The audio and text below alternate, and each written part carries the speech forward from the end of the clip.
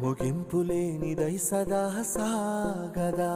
నీ కంటి రెప్పలంచున మనస్సు నిండి పొంగిన ఓ నీటి బిందువే కదా నువ్వెతుకుతున్న సంపద. ఒక్కొక్క జ్ఞాపకానికి 100 ఏళ్ల ఆయువుందిగా, ఇంకెన్ని ముందు వేచనో అవన్నీ వెతుకుతూ పదా. మనుష్యులందు నీ కథ మహర్షిలాగా సాగదా. మనుష్యులందు నీ కథ మహర్షిలాగా సాగదా.